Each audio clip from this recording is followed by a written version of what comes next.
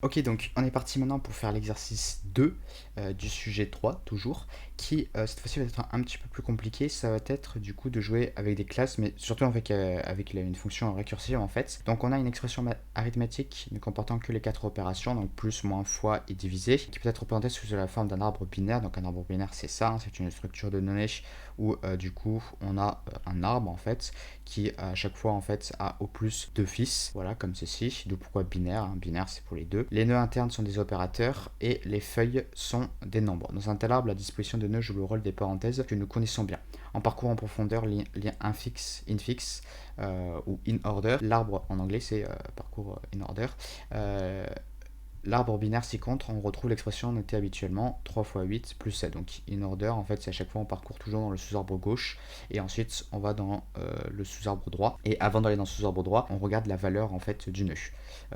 Voilà, c'est on parcourt arbre gauche. Une fois qu'on arrive à la fin, on regarde la valeur du nœud actuel, puis ensuite on parcourt arbre droit. Ensuite, on a du coup la classe nœud ci après qui permet d'implémenter une structure d'arbre binaire. Donc là, il faut compléter ensuite la fonction récursive expression infixe qui prend en paramètre un objet de la classe nœud et qui envoie l'expression arithmétique représentée par l'arbre binaire passé en paramètre sous forme d'une chaîne de caractères contenant des parenthèses. Donc c'est ça que nous allons devoir faire. Donc on a notre arbre qui est pas tout à fait un arbre parce que là en fait c'est des classes comme vous pouvez voir ici, donc la classe nœud, mais à la fin il faut qu'on renvoie une chaîne de caractères. Donc là il vous donne l'exemple avec nœud, tout ça. Donc la classe nœud c'est ceci, donc c'est pour essayer de refaire un arbre. Donc on a le constructeur qui contient les valeurs de gauche, de droite et de valeur, enfin la valeur du nœud. Ensuite, on renvoie aussi la valeur sous forme de chaîne de caractères. Et on a aussi une méthode booléenne qui nous dit si le nœud auquel on est une feuille ou pas, c'est-à-dire qu'il n'a pas de fils gauche et de fils droit. Donc c'est-à-dire que self.gauche et self.droit est égal à none, tout simplement.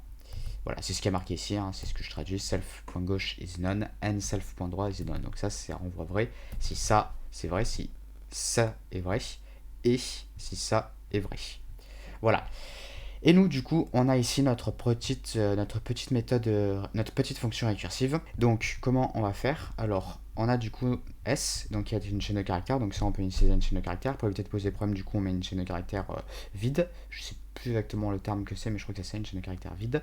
Du coup, si le nœud, le fils gauche est non nul, bah alors ça veut dire que du coup on a une expression infixe. Donc en fait là c'est juste le parcours in order ou infixe qu'on va devoir faire. Donc on va tout simplement explorer le sous-arbre gauche. Donc on va faire expression infixe e point gauche, tout simplement. Et ensuite, on va ajouter à S la valeur du nœud actuel. Donc c'est une chaîne de caractères, donc on va faire parce qu'on concatène les chaînes de caractères, donc du coup il faut qu'on récupère la valeur sous forme de caractère. Donc on fait e point valeur comme ceci. Et là après, bon, on refait exactement la même chose. On concatène, donc on ajoute expression infixe ici, e point droit, et à la fin on met parenthèse et on ferme parce que faut pas oublier qu'il y a des parenthèses à chaque fois pour chaque expression. Donc du coup il faut qu'on commence par ouvrir une parenthèse quand on crée du coup notre chaîne S et il faut bien évidemment penser à la refermer et à la fin on pense à renvoyer S.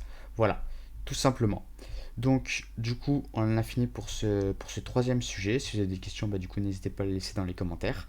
Et moi sur ce je vous dis portez-vous bien et à une prochaine. Salut.